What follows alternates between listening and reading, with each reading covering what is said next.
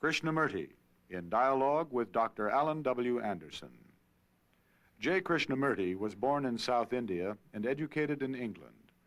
For the past 40 years, he has been speaking in the United States, Europe, India, Australia, and other parts of the world. From the outset of his life's work, he repudiated all connections with organized religions and ideologies and said that his only concern was to set men absolutely, unconditionally free. He is the author of many books, among them The Awakening of Intelligence, The Urgency of Change, Freedom from the Known, and The Flight of the Eagle. This is one of a series of dialogues between Krishnamurti and Dr. Alan W. Anderson, who is professor of religious studies at San Diego State University, where he teaches Indian and Chinese scriptures and the oracular tradition. Dr. Anderson, a published poet, received his degree from Columbia University and the Union Theological Seminary. He has been honored with a Distinguished Teaching Award from the California State Universities.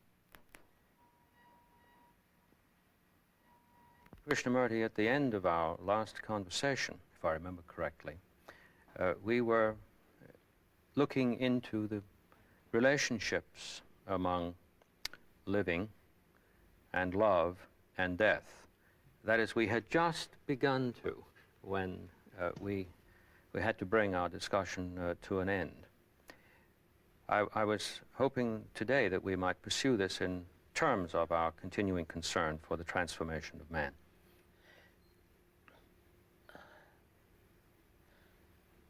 As usual, sir, it's such a complex question, this living, what it means and what it actually is. And love, which we talked about the other day fairly in detail and rather closely. And also this enormous problem of death. Every religion has offered a comforting belief, a comforting ideas, hoping there will be a solution for the fear, sorrow, and all the things that are involved in it. So we ought, I think perhaps we should begin with what is living, and then go from there to love and death.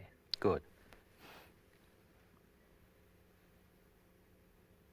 We must, shouldn't we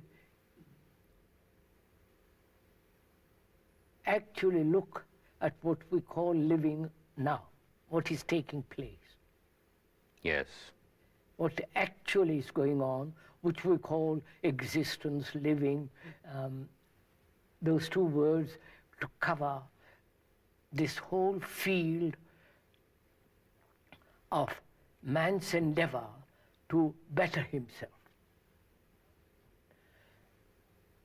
Not only in the technological world, but also psychologically. He wants to be different, he wants to be more than what he is, and so on. So when we look at it, in whatever country, in whatever race, or whatever religion they belong to, it is a matter of constant struggle. From the moment you are born, the moment you die, it is one battle. Not only in relationship with other human beings, however intimate or not intimate, but also economically, socially, morally. It is a vast battle. I think everyone agrees to that. I mean, that's obvious.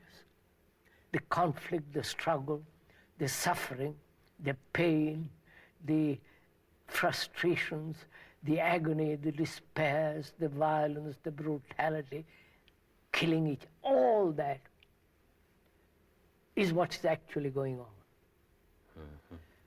Spending 40, 50 years in an office in a factory, occasional holidays, for a month, and a wild kind of holidays, because the holidays are a reaction to their monotonous life. Time out. Time out, or whatever it's called. You see them all over Europe, Americans, going from museum to museum, looking at this, that, rushing about, and that is an escape from the monotony of their daily routine. And they go off to India, and there are, I believe, about 15,000 so-called hippies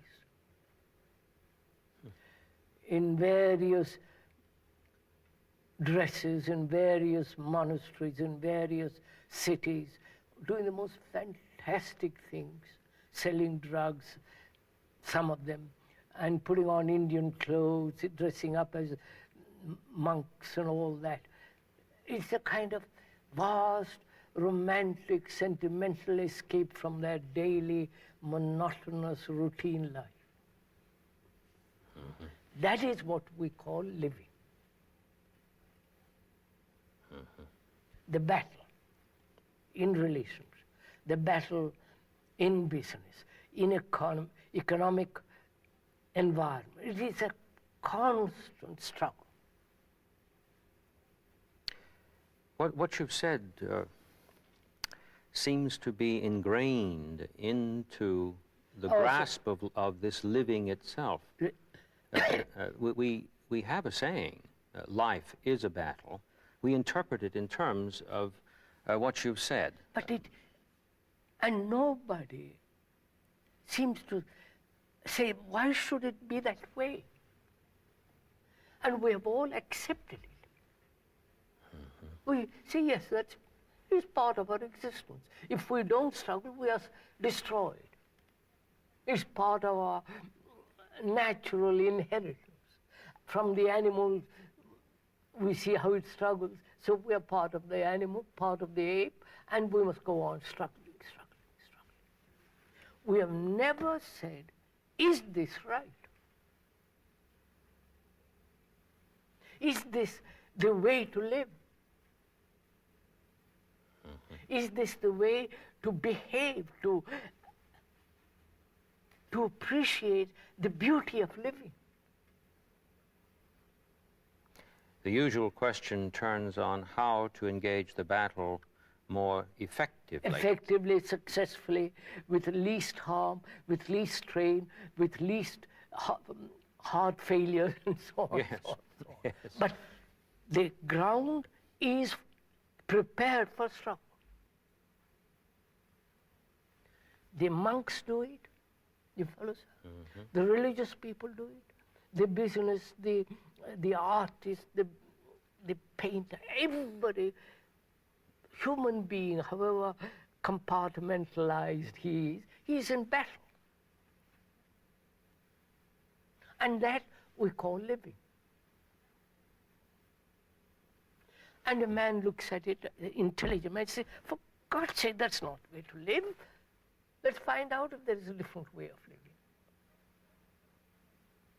And nobody asked.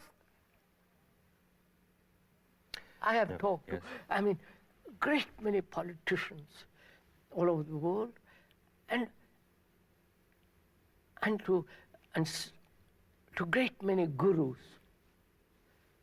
We'll come to that. It's very interesting, that word, what it means. We'll go into that. And I've talked to artists, to businessmen, to artisans, to laborers, very, very, very poor people. It is one constant battle. The rich, the poor, the middle class, the scientists, you follow, sir? Oh yes, I'm following. And nobody says, this is wrong.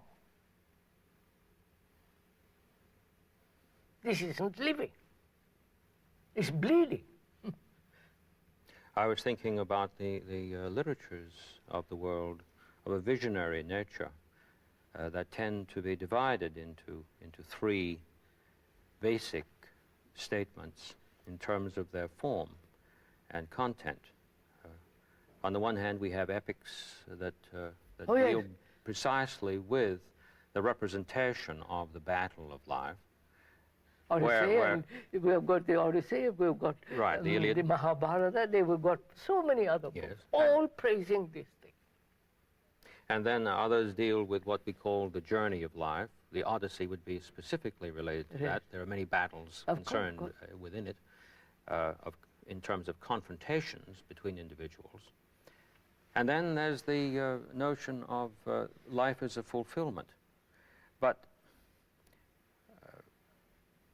we hardly ever get to the question of the fulfillment. And when these are studied, they are studied in terms of a literary form.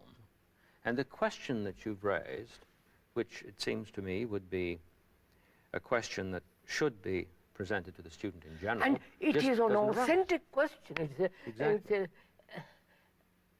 a question that must be put. I was reflecting as you were speaking that in the classroom itself, it's taken for granted Yes, that, sir. that this battle is what it is. It is to be related to with fortitude and so forth. But the question concerning it doesn't arise. No, but to some young people it has arisen, but they go off at tangents. Exactly. Either commune or become a Hindu, you follow, go off to some ancient country and just disintegrate. Do nothing, think nothing, just live.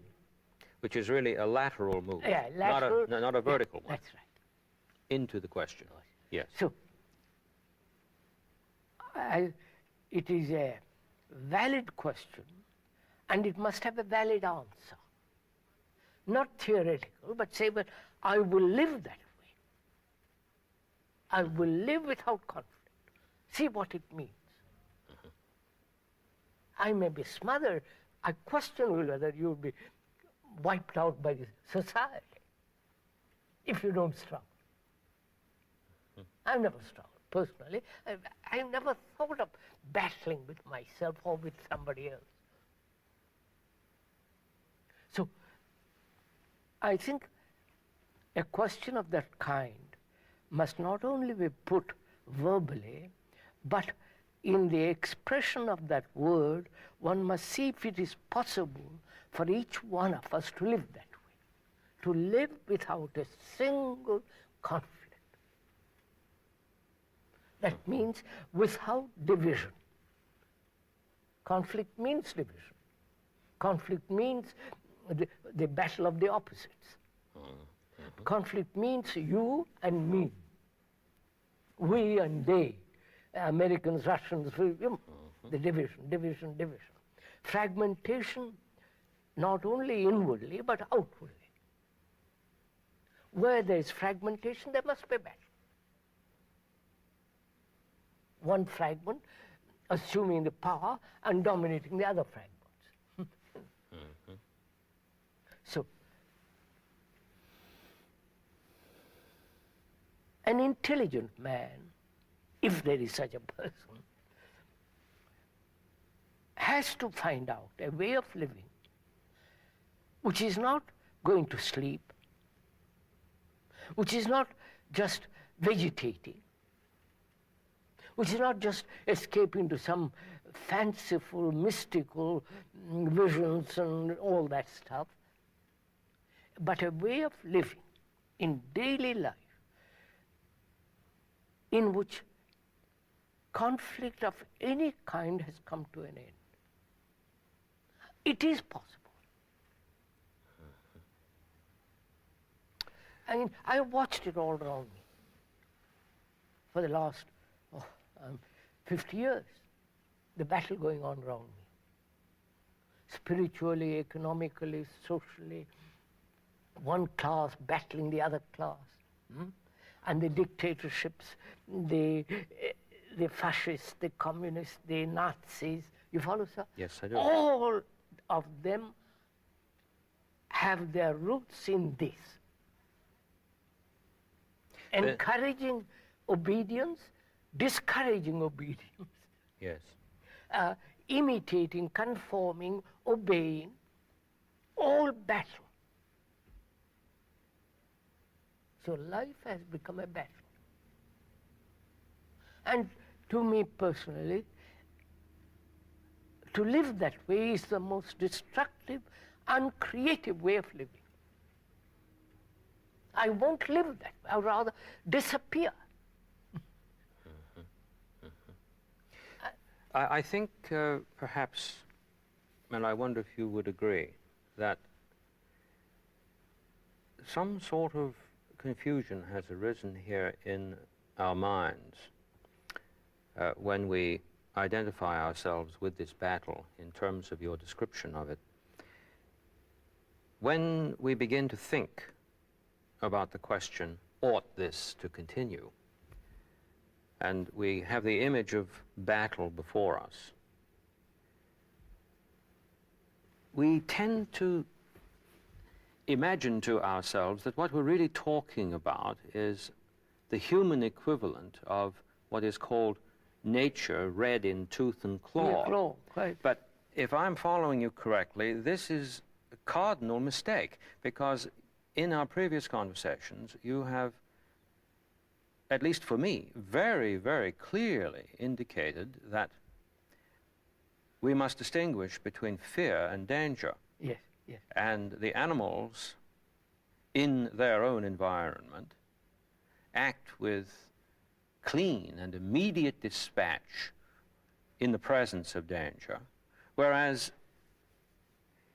it seems we're making a mistake if we attempt to study what we call human conflict on the level of this analogy. No. Because the analogy, if I've understood you correctly, simply doesn't apply. Doesn't, no.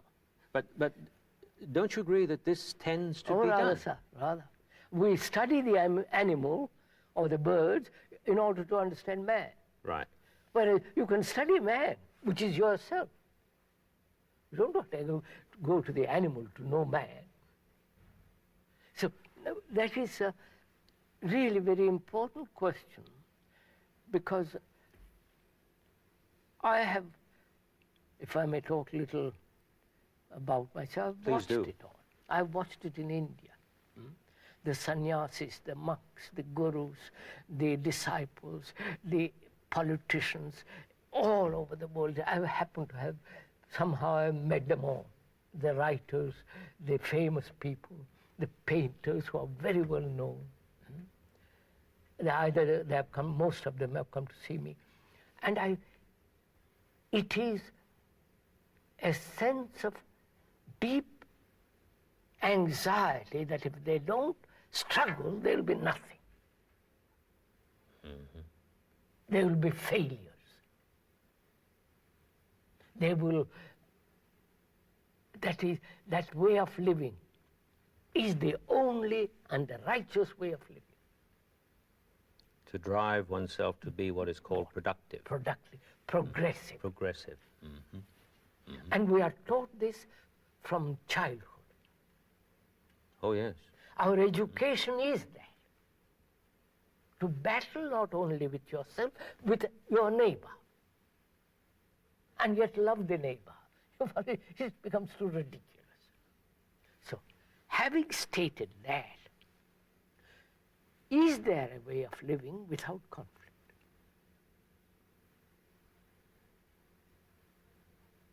I say there is, obviously. Which is to understand the division, to understand the conflict, to see how fragmented we are, not try to integrate the fragments, which is impossible, but out of that perception, the action is entirely different from integration. Seeing the fragmentations which bring about conflict, which bring about division, which bring about this constant battle, anxiety, strain, heart failure. You follow, sir? That's what's happening. To see it, to perceive it, and that very perception brings an action which is totally different from the action of conflict. Because the action of conflict has its own energy. brings its own energy, which is divisive, which is destructive, violent. But the energy of perception and acting is entirely different. And that energy is the energy of creation. Anything that is created cannot be in conflict.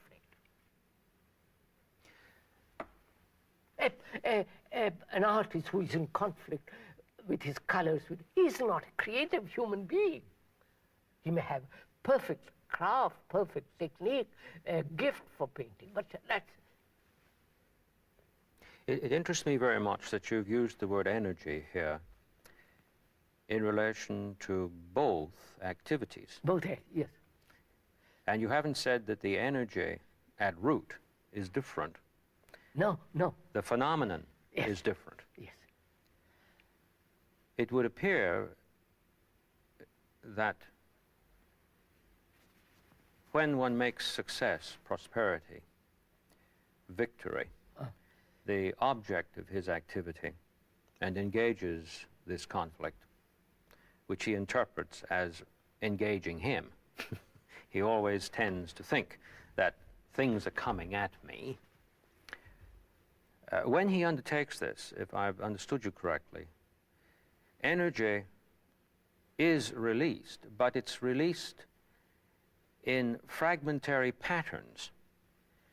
The other way, yes. Yes. Yes. Whereas the energy that's released with perception, the Is same whole. energy, It- is always Yes, sir. That's whole. just right. Whole. Isn't that what you're... That's right. it Therefore sane, therefore healthy, therefore holy, H-O-L-Y. Yes. I have the feeling that this release of energy, which shatters out into patterns of energy as fragmentation, is really what we mean by the word demonic. Demonic, that's right. That's giving it a hard name. But it's a good name. But It's an you're really excellent- saying this, aren't you? That's Well, right. I'm saying this. Yeah, but I totally see that with you. I see it is demonic. It is the very destructive thing. Exactly. And that's what our society is. Our culture is.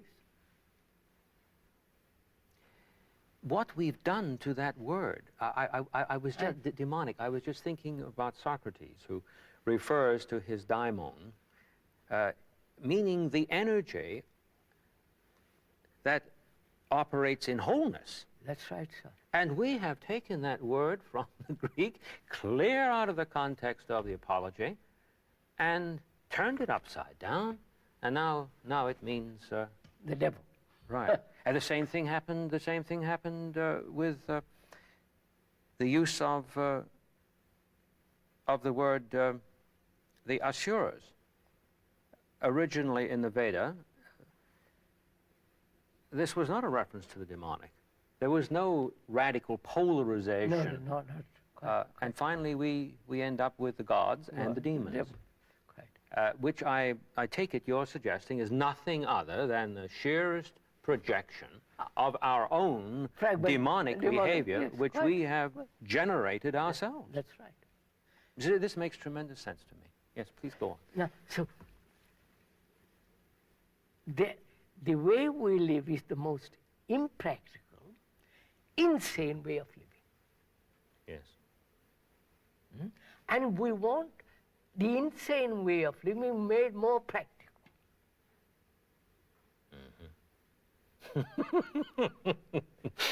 Yes, and there isn't a prayer for it. But that's what we are demanding all the time.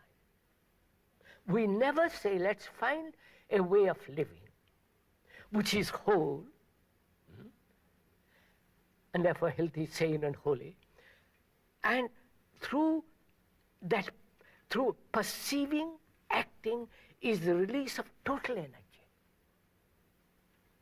which is non-fragmentary, which isn't the artist, the businessman, the politician, the priest, the layman. All that doesn't exist at all.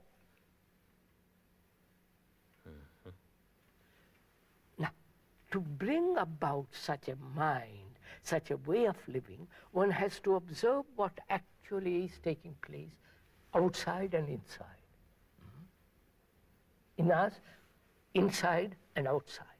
And look at it, not try to change it, not try to transform it, not try to bring about different adjustments. See actually what it is. I mean, I look at a mountain, I can't change it. Even with a bulldozer, I can't change it. But we want to change what we see. The observer is the observed. You understand, sir? Therefore, there is no change in that.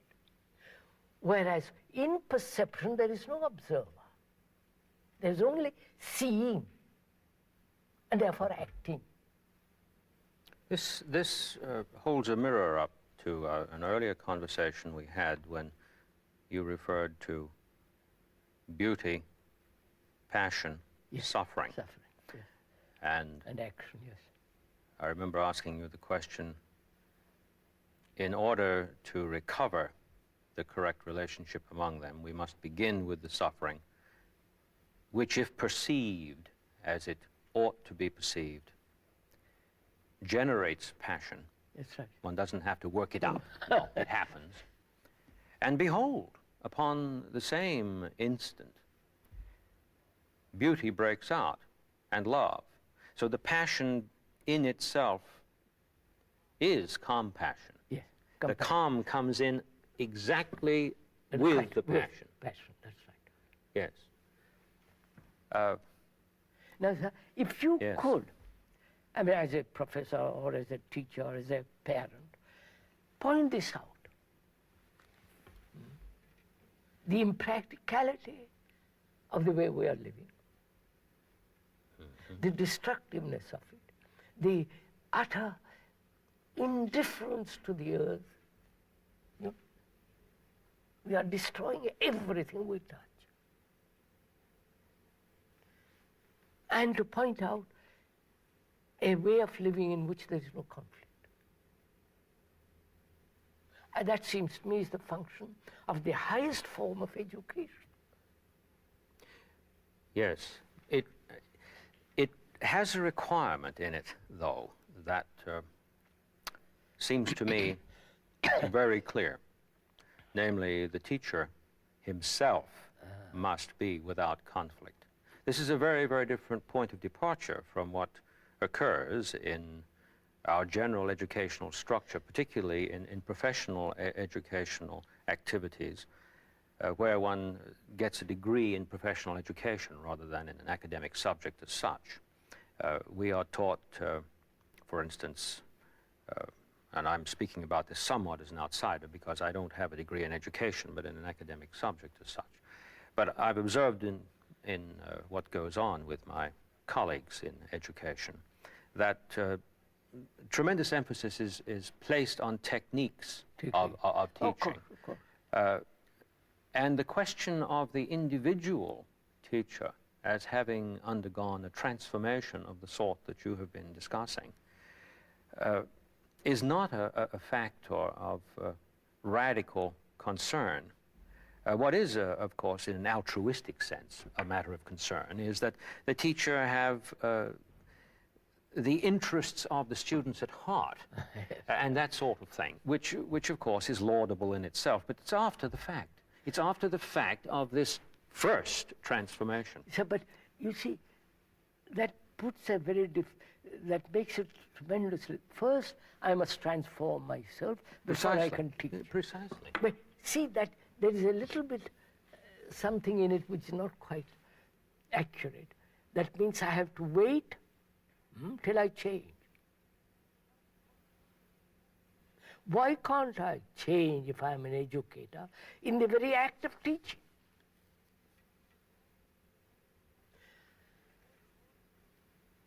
The students live in conflict. The educator lives in conflict. Now, if I was an educator with a lot of students, I would begin with that. Say, I am in conflict and you are in conflict. Let us see in discussing, in becoming aware of our relationship, in teaching, if it's not possible for me and for you to resolve this conflict. Then it has action. But if I have to wait till I am free of all conflict, I can wait till doomsday.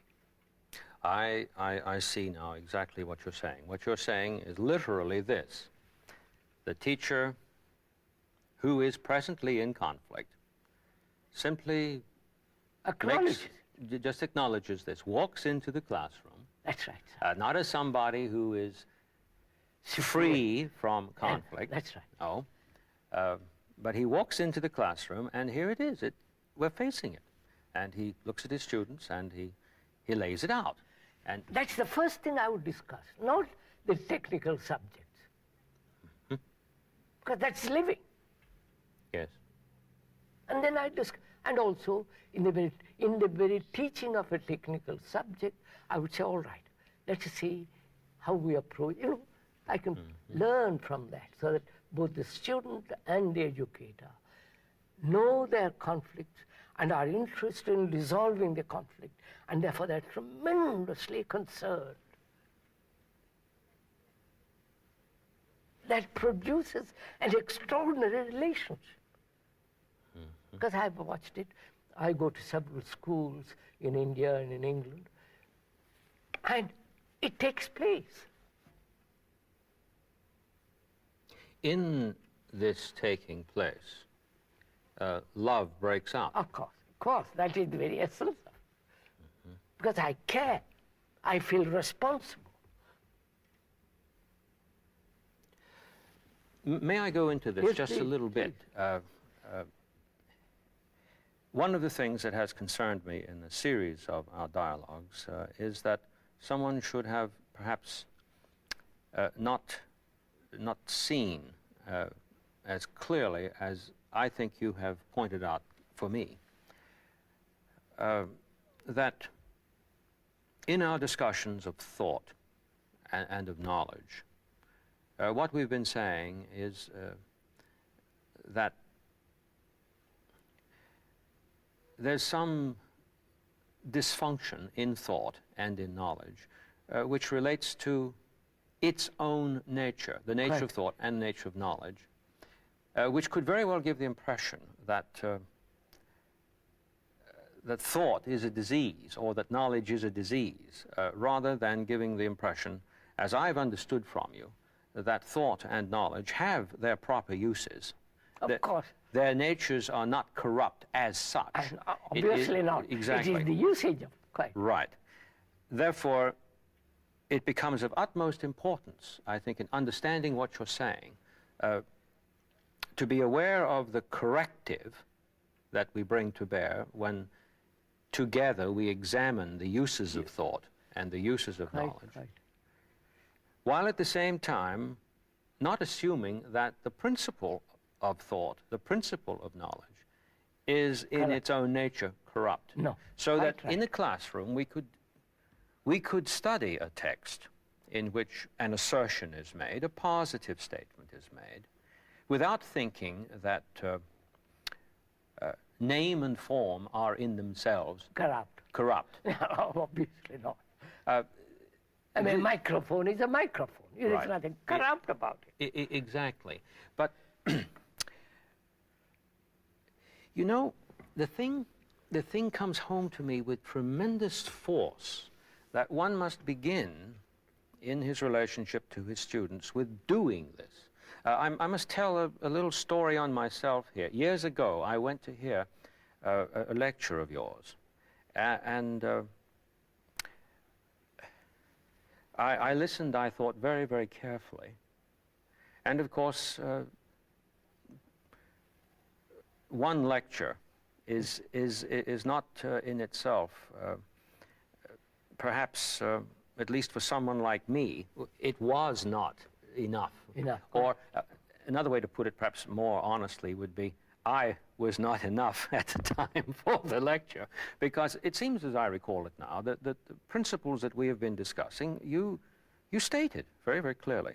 I went away from that lecture with the impression that, that there was a very close relationship between what you're saying and Buddhism, and I was thinking about this whole label thing, as scholars are wont to do. Well, you know how we divide the world up into species. And in our series of conversations now, I've come to see that I was profoundly mistaken.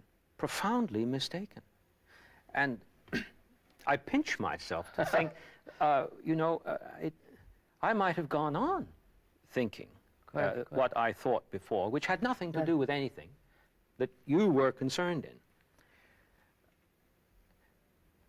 It is a revelation to face it, that one doesn't have to have a credential to start with before he walks into the room. He just has to start looking at the very thing that he believes is going to bring him into a hostile relationship with his class. Yes. Because we believe that there are things that we must avoid talking about because they create dissension, disruption, and put us off. Therefore, let's not talk about conflict. Or if we're going to talk about it, let's talk about it in terms of our being the ones who have the light over against these others who don't. And we have to take the good news to them. It's like the gurus, that's what it is. Right. But simply to come into the room and say, let's have a look, without any presuppositions, without my thinking that I have this in hand and you don't, or you have it and I don't. We're going to just hold it together. Right, sir. And share together. Share together. And behold. Yes, sir. Am I following you? Perfectly. Oh, that's wonderful.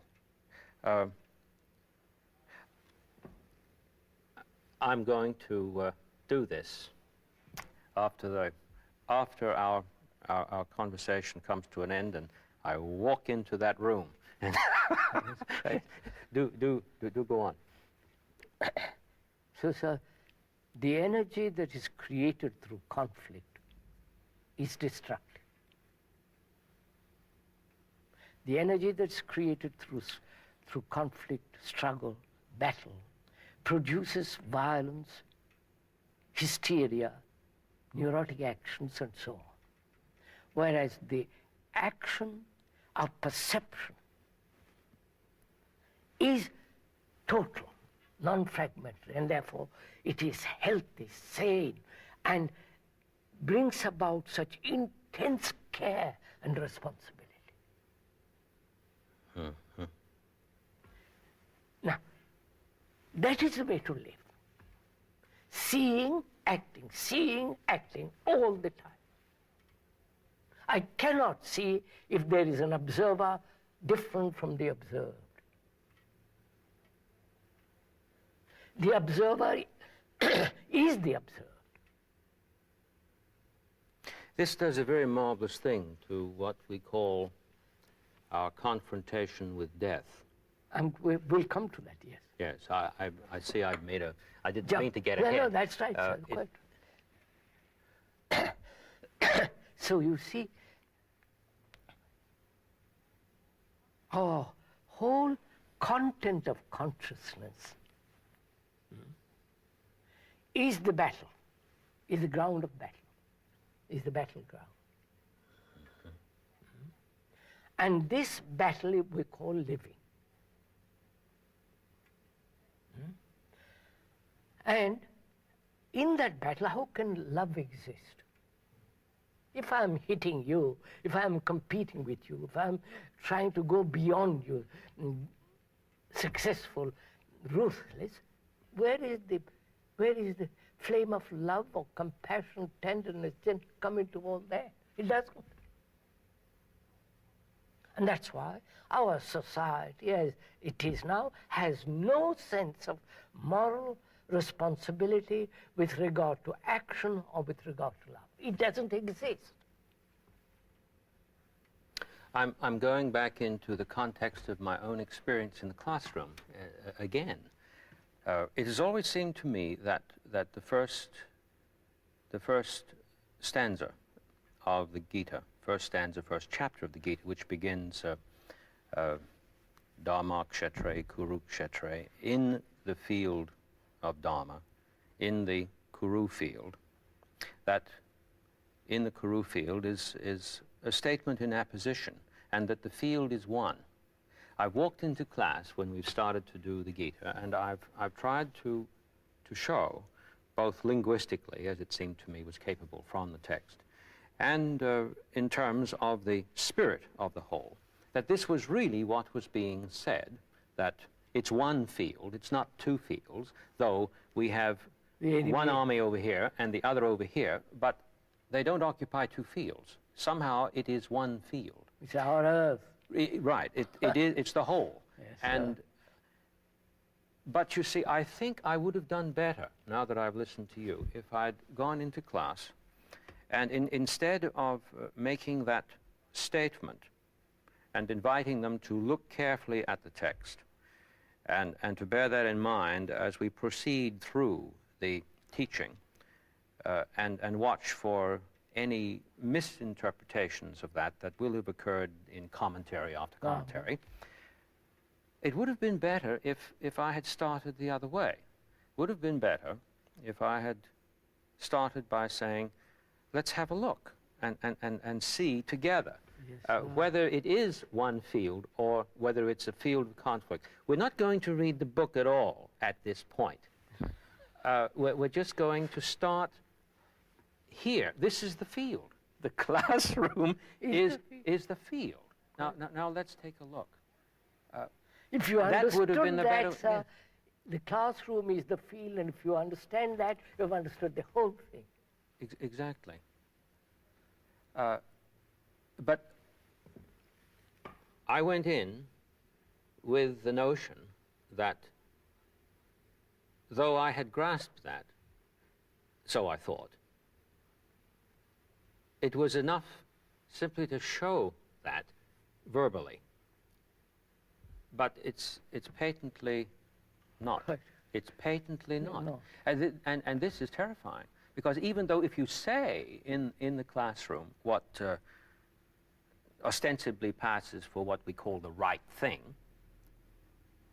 it still will not prevail in terms of this act, Yes, that we've been talking about. Quite right. Now, can we go there, sir? From there, we've discussed life, living, Yes. in which love doesn't exist at all. Love can only exist when the perceiver is the perceived and acts, as we said. Then that flame, that compassion, that sense of holding the earth in your arms, as it were. If that is understood, and from that behavior, because that is the foundation. If there is no behavior in the sense of non-conflicting behavior, then after establishing that in ourselves or in observing it, we can proceed next to the question of death. Because that is, the question of death is an immense thing.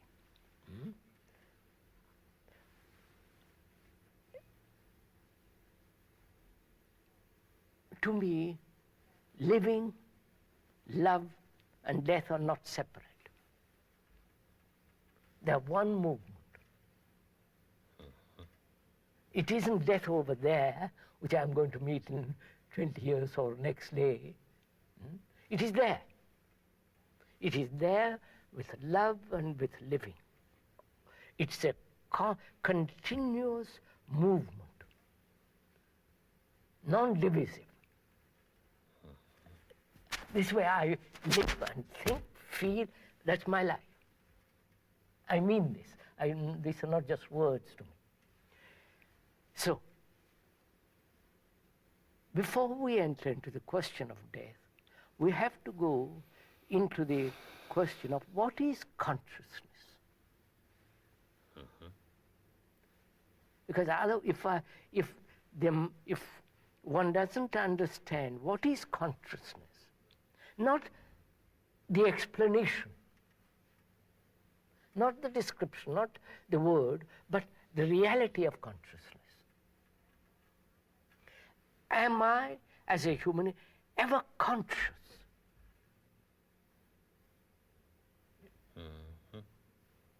And what is to be conscious?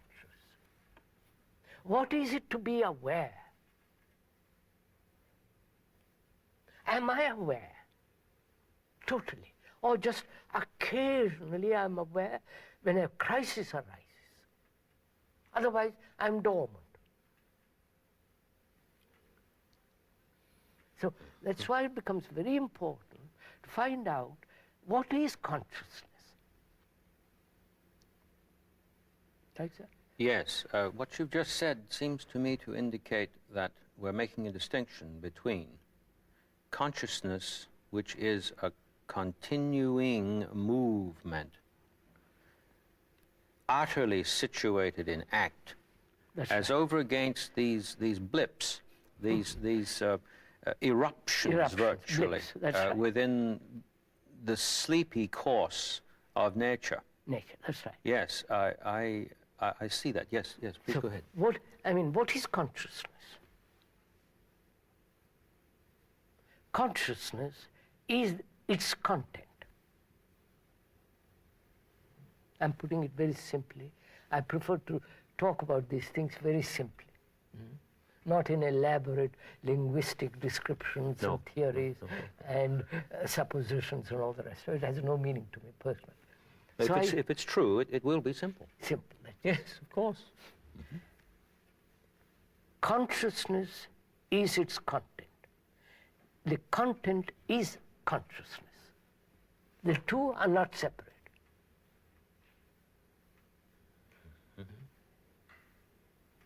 That is, the thoughts, the anxieties, the identifications, the conflicts, the anxiety, the attachments, the attachments, the fears, the pleasures, the agony, the suffering, the beliefs, the neurotic actions, and all that is my consciousness. Because that is the content. This is an equivalent statement to the world is me and I am the world. That's right. So there's a continuity there. That's Yes, right. yes. So,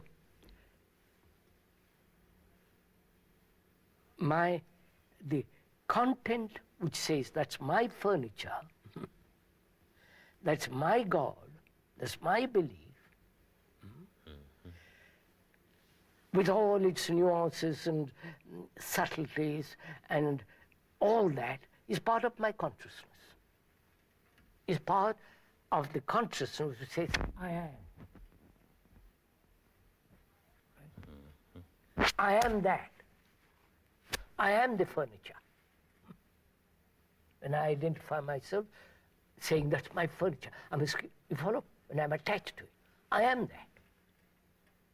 I am that knowledge which says, I've acquired knowledge, I've grown in it, I have been successful in it, it has given me great comfort, it has given me a house, a position, a power. That house is me. The battle which I've been through, suffering, agony, that's me. That's my consciousness. So the content of consciousness is its content. Therefore, there is no division as consciousness separate from its content. I can extend or widen the consciousness laterally or horizontally, horizontally or vertically, but it is still within that field. I can extend it saying God is immense. That's my belief. And I've extended my consciousness by imagining that it is extended. whatever thought has created in the world and inside me is the content. The whole world, especially in the West, is based on thought. Its activities, its explorations, its achievements, its religions, and so on, is fundamentally the result of thought, with its images and so on, so on, so on. So that is the content of consciousness, right? Right. Now, from that arises, what is death? Is death the ending of consciousness with its content? Or is death a continuity of that consciousness? Your consciousness is not different from mine. It may have little variations, little modifications, little more expansion, little contraction, and so on, but essentially, consciousness is yours as well as mine. Because I'm attached to my house, so are you. I'm attached to my knowledge. I'm attached to my family. I'm in despair, whether I live in India or in England or in America, whatever it is. So it is that consciousness is common. It's irrefutable. You follow, sir? Oh, it is, yes, yes, I do follow closely. So, see what happens. And I never have examined this content. I've never looked at it closely, and I'm frightened. Frightened of something which I call death. The unknown, let's call it for the moment, the unknown. So, I'm frightened. There's no answer to it. Somebody comes along and says, yes, my friend, there's life after death. I have proof for it. I know it exists because I met my brother, my son. We'll go into that presently. So, I, frightened, anxious, fearful, diseased, you follow? I accept that tremendously. Instantly, see, yes, there is reincarnation. I'm going to be born next life. And that life is related to karma. The word karma means to act. Yes. Not all the rigmarole involved in it, just to act. Yes. See what is involved. That is, if I believe in reincarnation, that is, this consciousness with its content, which is the me, my ego, myself, my activities, my hopes, pleasure, all that is my consciousness. That consciousness is going to be born next life, which is the common consciousness of you and me, and him and her. That's going to be born next life. And they say, if you behave properly now, you will be rewarded next life. That's part of the That's part causation. of the content of consciousness. Causation and the Yes. effect. Yes. And so behave, because you're going to be punished next life. You will be rewarded next life. That's the whole of the Eastern world is based, believes in reincarnation. So what happens? I've taken comfort in a belief, but actually I don't carry it out, which says, behave now. Be good now. Don't hurt another now. Now, actually, the idea is that I should behave now. We've been to this ought stuff. That's see? And I should this, I should that, I should the other because of what that. will take later. But then I take comfort in the thought that it's an endless process, That's it. and it's somehow Next line. built into it that I'll get another chance. Another chance. So I can sort of stall. I can stall, can't I? I can put stall, it I can off. postpone, I can misbehave Yes, because we're all destined to make it in the end. eventually. Yes, which shows that there's no grasp of what, throughout these conversations, you've been talking about the immediacy and urgency of act. Act, that's right. Yes, yes, yes, I So follow. you see, the Hindus probably were the originators of this idea. Cause, effect. And the effect will be modified by next causation. So there is endless chain. And this is endless. We'll break it sometime. Therefore, it doesn't matter what you do now. Believe gives you great comfort in believing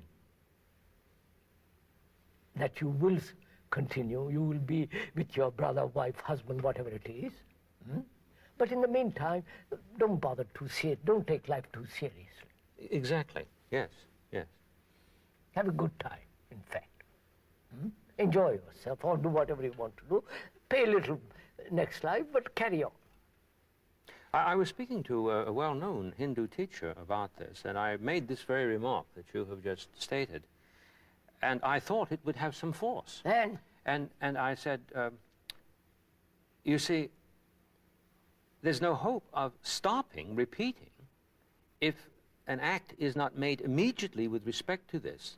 Therefore, in terms of the content of the consciousness of a whole people that basks in this notion, there can be nothing but an endless repetition What and did no he say? true concern. what did he say? All he did was laugh, Yes. as though I had somehow perceived something which most people apparently are not really bothering their heads to look at.